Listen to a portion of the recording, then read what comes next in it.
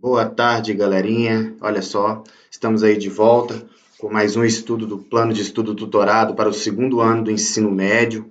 Já estamos no volume 3 desse plano de estudo aqui do estado de Minas Gerais para esses alunos através do estudo remoto. Então, no volume 3, nós vamos começar aqui na semana 1, vendo quais as novidades que ela está trazendo para a gente. Então, nessa semana, a gente vai trabalhar o conteúdo dentro desse mês do volume 3. Nós vamos trabalhar o conteúdo de termoquímica. E o que seria a termoquímica? É a ciência que estuda a transferência de calor associada a uma reação química ou mudança de estado físico de uma substância. Então, termoquímica, a gente vai trabalhar o calor envolvido dentro das reações químicas ou dentro da mudança de estado físico de uma determinada substância. Para entender melhor um pouquinho esse assunto, o que vamos tratar aqui, essa energia, essa transferência de energia, essa transferência é chamada de entalpia. Então, entalpia é definida como a quantidade de energia presente em uma reação. Então, ela é capaz de calcular o calor de um sistema por meio da variação da entalpia, que é o delta H. Então, o H, toda vez que vocês virem a letrinha H, ela significa entalpia. O delta, a gente sabe aí, pelos princípios matemáticos, significa variação. Então, o que significa o ΔH? A variação da entalpia. O que é essa variação da entalpia? Ela é definida pela diferença entre a entalpia ou energia do produto e a energia dos reagentes. Ela pode ter duas classificações, classificadas sempre em exotérmicas ou endotérmicas. A gente vai entrar um pouquinho nesse mérito agora, um pouquinho para frente. Então, ficou claro que a termoquímica é a ciência que estuda a transferência de calor associada dentro de uma reação química. E a entalpia é definida como a quantidade de energia presente em uma reação. E a variação da entalpia é a diferença da energia dos produtos e dos reagentes. Então, olha só, aprofundando um pouquinho, só para relembrar, é a grandeza física que descreve a energia interna total de um sistema. Então, a entalpia é a energia interna de um sistema. No Sistema Internacional de Unidades, a unidade da entalpia é chamada Joule. Joule por mol, que a gente vai trabalhar em química. Então, ela é a energia total de um sistema medida a pressão constante. Não é possível medir a entalpia. Mede-se a variação de entalpia ou calor de uma reação, que significa o ΔH, que a gente viu um pouquinho anteriormente aqui, que é a variação. Então, a entalpia da reação. Ela é a energia absorvida ou liberada numa reação quando reagentes e produtos são comparados sobre a mesma pressão. Lembrando que é o mesmo símbolo ΔH. Então, na termoquímica, elas se classificam em reações exotérmicas, que são aquelas reações que vão ocorrer com liberação de calor, ou seja, a reação acontece liberando energia para o ambiente. Ou reações endotérmicas, que são as que ocorrem com absorção de calor, ou seja, os tipos de reações que precisam de absorver energia para que elas aconteçam. Então, a gente tem aqui os dois exemplos de exotérmica, aquela que vai liberar o calor para o ambiente, certo? E a reação endotérmica, que é aquela reação que vai absorver calor. Nesse caso da endotérmica, vocês estão vendo aqui que as setinhas de calor estão entrando para dentro da reação. No caso aqui da reação exotérmica, vocês estão observando que ela está saindo, ou seja, ela está perdendo calor para o ambiente. Bora lá? E esses gráficos também são representados, essas reações são representadas através de dois gráficos. Uma reação endotérmica, ou seja, aquela que absorve calor, vocês vão observar que a entalpia, o que é a entalpia que a gente falou? Que é a energia, representada no gráfico aqui, ó, por essa linha vertical, e o tempo é representado aqui por essa linha horizontal. Então, a nossa energia, num gráfico de uma reação endotérmica, que é aquela que absorve, vocês vão observar que a energia do reagente, que é essa aqui que está próxima aqui, ó, ela é menor do que a energia dos produtos. Ou seja, essa diferença aqui, ó, tá vendo essa setinha aqui, ó? Aquela energia a energia estava aqui no começo da reação e terminou aqui, ó. Essa diferença a gente chama de ΔH, que é uma energia absorvida. Então, toda vez que a energia dos produtos estiver mais alta do que a energia dos reagentes, eu vou ter uma reação endotérmica. Ou seja, o valor do ΔH vai ser positivo. E uma reação exotérmica é o contrário. Observa aqui que o gráfico é a linha aqui, ó, a linha vertical de energia. A energia dos reagentes, que é essa aqui, ó, ela é maior do que a energia dos produtos. Olha só, o produto está aqui embaixo, o reagente está aqui em cima, em relação à energia. Então, a energia liberada é o ΔH, essa setinha vermelhinha aqui, ó. Olha aqui, começou aqui e aqui embaixo está do produto. Essa diferença é chamada de ΔH, ou variação da entalpia. Neste caso, como o produto tem uma energia menor do que a do reagente, a energia foi liberada. Então, a gente tem uma reação exotérmica. Nesses casos, o ΔH terá que ser negativo. Tudo bem? Então, passando adiante. A gente falou também que a termoquímica ela estudava o calor envolvido nas reações ou na transformação de uma substância. Então, aqui a gente está falando aqui nesse gráfico aqui, ó, para a gente entender um pouquinho na transformação de estado físico das substâncias. Quais são esses três estados físicos? Sólido, líquido e gasoso, ok? Beleza. Então, a gente tem três estados líquidos. A passagem do estado sólido para o líquido a gente é chamada de fusão. A passagem do estado líquido para o estado gasoso é chamado de vaporização. O retorno do estado de gás para líquido a gente chama de condensação e de líquido para sólido é chamado de solidificação. O que acontece? Toda vez... ainda tem mais uma sublimação que é a passagem do sólido direto para o gasoso ou do gasoso direto para o sólido.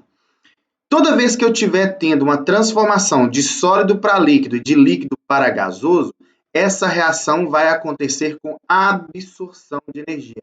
Ou seja, serão reações endotérmicas. Ok, pessoal? Toda vez que eu estiver uma substância no estado gasoso passando para o líquido ou do estado líquido retornando para o estado sólido, essa reação vai acontecer com liberação de calor. Ou seja, serão transformações exotérmicas.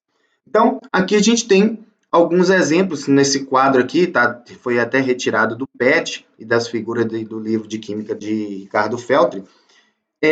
Alguns exemplos de reações que liberam energia e reações que absorvem energia. As que absorvem são as chamadas endotérmicas. As que liberam são as exotérmicas. Reações que liberam energia.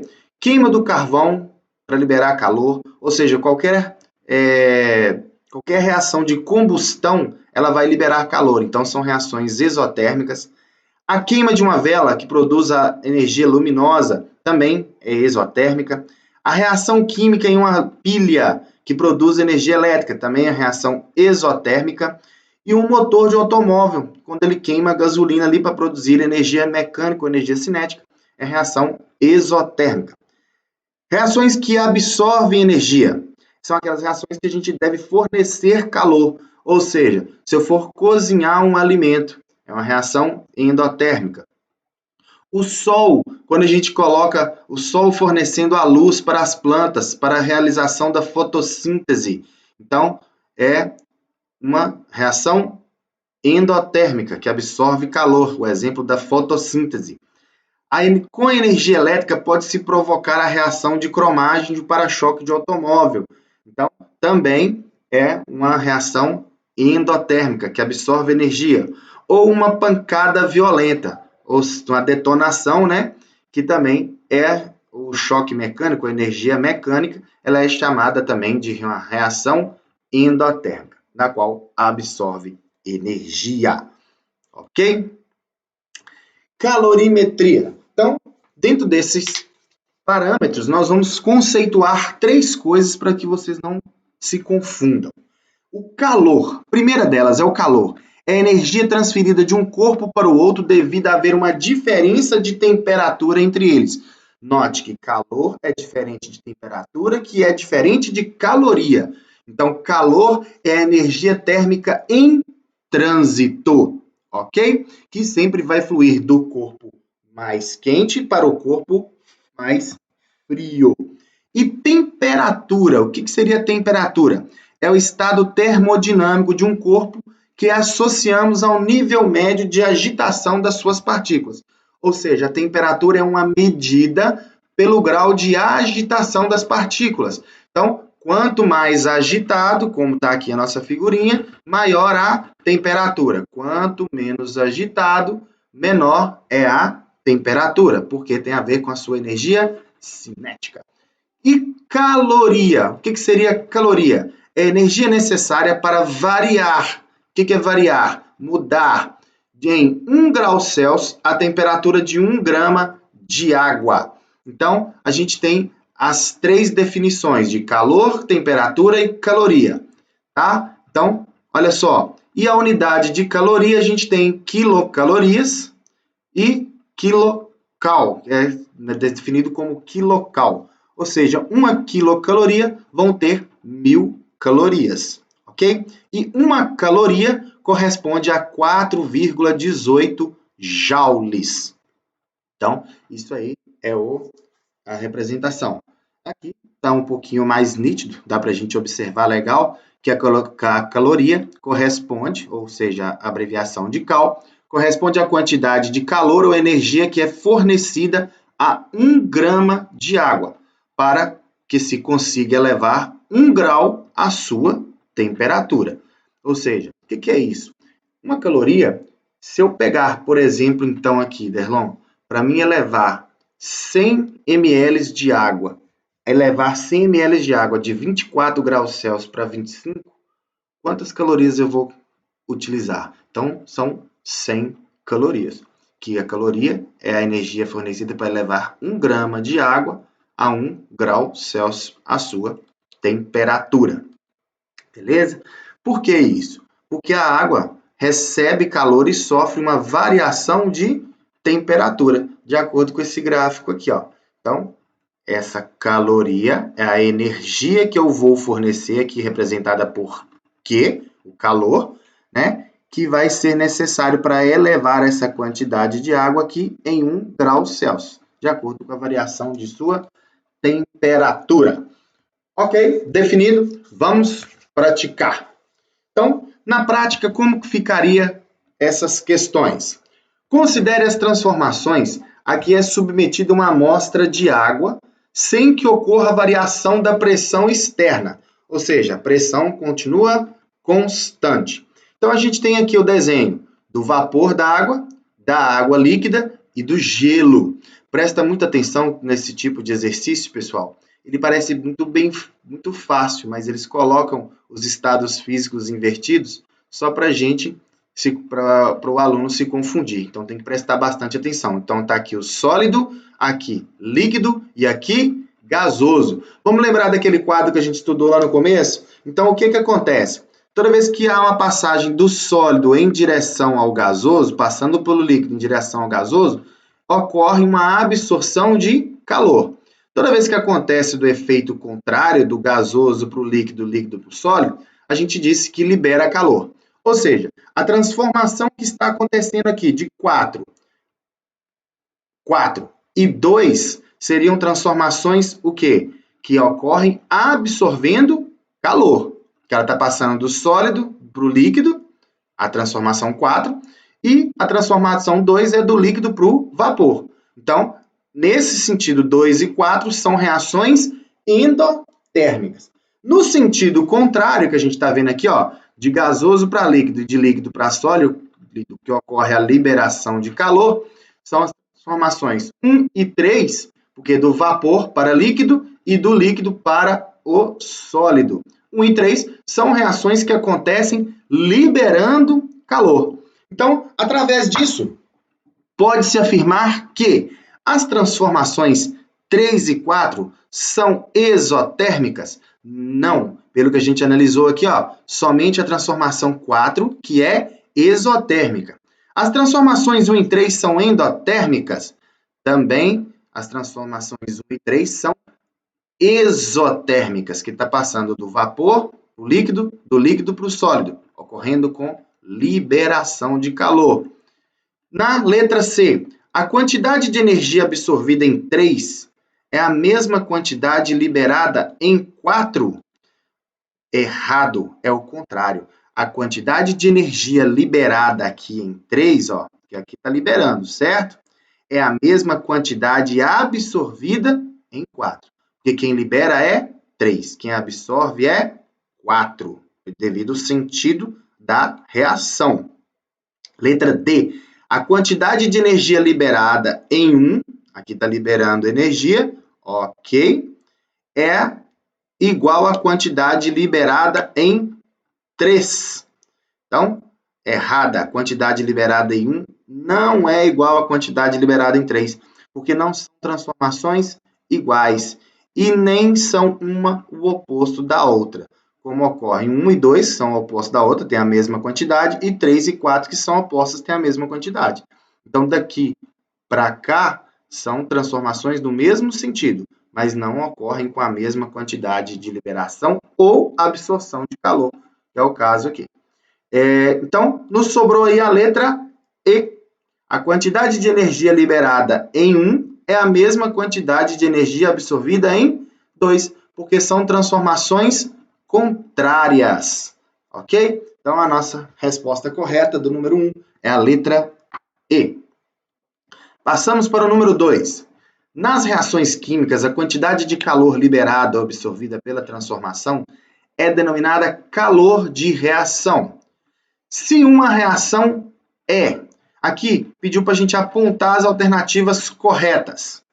Se uma reação é exotérmica, ou seja, aquela que libera calor, o sistema perde calor e a vizinhança ganha a mesma quantidade perdida pelo sistema. Ou seja, o sistema perde calor, ele está liberando calor para a vizinhança. Então, alternativa correta. E se a reação é endotérmica? Se ela é endotérmica, quer dizer que ela está absorvendo calor. Ou seja, o sistema ganha calor e a vizinhança perde, porque ele está tirando do ambiente, da sua vizinhança, a mesma quantidade recebida pelo sistema. Então, a alternativa também correta. A próxima. Se uma reação é exotérmica, o que a gente disse, que libera calor, sua entalpia final vai ser o quê? Menor que a sua entalpia inicial.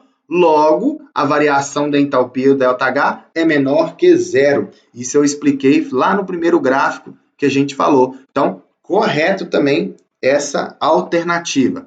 No 3, se uma reação é endotérmica, aquela que absorve calor, sua entalpia final é maior que a sua entalpia inicial. Lembra do gráfico subindo na endotérmica?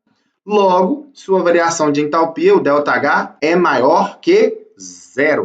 Também certíssima essa alternativa. Então, para a gente apontar as alternativas corretas, a gente tem que dizer que todas as afirmativas estão corretas.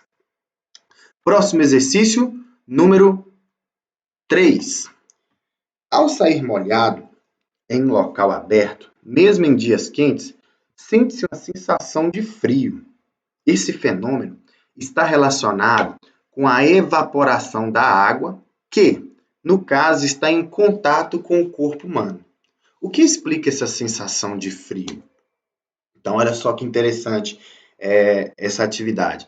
Quando a gente está molhado e a gente sai ao ambiente, a gente sente uma sensação de frio. ou seja, na piscina, mesmo um dia quente, você está na piscina, um local aí que você está molhado, você tem uma sensação de frio. Por que isso? Porque a água está em contato com o seu corpo. E a água, ela vai evaporar. Quando ela vai evaporar, a gente viu que as transformações do líquido para o gasoso, elas acontecem com a absorção de energia, correto? Se ela acontece com a absorção de energia, ela é uma reação endotérmica, certo? Mas o que ocasiona essa sensação de frio em nosso corpo? Essa sensação de frio é ocasionada porque o nosso corpo molhado e a água, ela vai absorver calor do meio para que ela evapore, certo? De onde ela vai tirar esse calor? De onde ela vai retirar essa energia? Ela vai ela vai tirar do corpo humano. E isso é um sistema que acontece no nosso corpo regularmente com a nossa transpiração. Vai ter um pouco de biologia aí. Porque no frio os nossos poros fecham, não é isso? No calor, quando a gente está com muito calor, os nossos poros dilatam. Para que nossos poros vão dilatar? Eles vão dilatar para que o suor saia para fora, por isso que a gente chama a água do nosso corpo de termorreguladora do corpo, porque o suor, ao atravessar esses poros e entrar em contato com a pele, ele tende a evaporar. E para que ele evapore, o que tem que acontecer? Ele tem que retirar o calor do corpo, certo? Então, isso é um sistema que acontece naturalmente em nosso corpo através do suor. É um sistema de termorregulação de temperatura. Então, o calor é uma energia que vai fluir sempre do corpo quente para o corpo mais frio. Então, se a água tende a evaporar, de onde ela vai tirar o calor necessário para isso? Do nosso corpo. Então, quando a gente transpira, a água que a gente expele no nosso suor, ela se evapora graças ao calor latente de evaporação, o que permite que a temperatura do corporal seja controlada. Dentro dessas alternativas e dentro dessa explicação, a gente sabe que a letra B, a evaporação da água é um processo endotérmico que vai absorver calor, retirando esse calor de onde? Do nosso corpo. Por isso, a gente explica a sensação de frio, porque ela está retirando o calor do corpo. Ok? Próximo, número 4. Uma atividade do Enem. Muito interessante essa atividade. Ainda hoje, é muito comum as pessoas utilizarem vasilhas de barro. Então, as moringas, potes de cerâmicas não esmaltadas, né, que fica ali no cantinho da casa, ou até mesmo o filtro de barro, que tem muitas casas aí que pega aquela água fresquinha, gostosa, né? Para conservar a água a uma temperatura menor do que a do ambiente. Isso ocorre por quê? Então, por que isso ocorre, pessoal? Nas vasilhas de barro e nos potes, moringas ou até mesmo filtro, você tem um filtro de barro aí na sua casa, você pode observar que ele fica do lado de fora um pouquinho úmido. Por que ele fica úmido pelo lado externo? Porque o barro ele é poroso. O que ele quer dizer poros? Ele tem pequenas fendas na qual a água vai penetrar por ali para sair de dentro daquele recipiente. E aí vai funcionar como se fosse no nosso exercício anterior que a gente estava explicando. Essa água, sendo o barro poroso, ele vai permitir que a água vá passar através dele. Quando a água passa através dele e entra em contato com o ambiente, ela tende a evaporar. E para que ela evapore, de onde ela vai tirar esse calor necessário? Do corpo que ela está em contato, que é a moringa, que é o filtro, que é essas vasilhas, certo? Então, ela tomando o calor dessa moringa ou desse filtro, o que vai acontecer com o restante da água que está lá dentro? Elas estão perdendo o calor. Assim, elas vão ficar resfriadas. Então, a nossa alternativa correta é a alternativa C, porque o barro ele é poroso, permitindo que a água passe através dele. Então, parte dessa água vai evaporar, tomando o calor da moringa ou do filtro de barro, e do restante da água que está lá dentro, que são assim resfriadas. Por isso que a água lá dentro dessas moringas, dentro do filtro de barro, ela é um pouco mais fresca do que a temperatura ambiente. Número 5. Em frente, a seguir estão representadas situações do dia a dia de muitas pessoas, em que ocorrem mudanças de estado físico. Identifique os processos endotérmicos, exotérmicos e faça um diagrama representando cada processo citado acima. Então, vamos lembrar mais um pouquinho lá aquele quadro nosso lá do começo, né? Para a gente ver essas mudanças de temperatura, a gente observa aqui, ó, que sempre partindo do sólido para o líquido, do líquido para o gasoso, vai acontecer a absorção de calor. Ao contrário do gasoso, vapor para líquido, de líquido para sólido, sempre vão liberar calor. Então, o processo de evaporação da água, ou seja, quando ela está no estado líquido, passando para o estado de gás, ele vai acontecer o quê? Com a absorção de calor, por isso é um processo endotérmico. A nevasca. O que é uma nevasca? A formação de neve. Então, ela vai passar para o estado sólido. A neve é a água no estado sólido. Ou seja, quando está mudando de líquido para sólido, a gente tem um processo exotérmico, que ocorre com liberação de calor. E condensação da água. O que é a condensação da água? É a passagem do estado de vapor ou gasoso para o estado líquido. Ela também vai acontecer como? Com a liberação de calor. Então, por isso, ela é um processo exotérmico. Então, a gente identificou todos esses processos. Então, a evaporação endotérmica, nevástica exotérmico e a condensação da água também exotérmico. Está pedindo aí para fazer um diagrama representando cada um desses processos acima. Você pode fazer um diagrama bacaninha, igual a esse aqui, ó. Então, mostrando o aumento da temperatura e mostrando aqui embaixo a redução da temperatura. Opa, desculpa aqui. Dá um tempinho aqui. Quem quiser tirar um print da tela aí para fazer essa atividade no seu caderno, tá na hora. Então, a passagem de sólido com os nomes aqui, fusão e a vaporização, são com aumento de temperatura. Liquefação, solidificação ou ressublimação são com redução da temperatura. Então, chegamos mais ao fim de mais uma aula. Siga a gente no canal aí, fique em casa, corra, não perca tempo nessa quarentena, foque mesmo nos seus estudos. Estamos aqui para ajudar vocês nesse momento que é difícil para todo mundo. Espero ter ajudado com essa aula aí e até semana que vem com o próximo tema.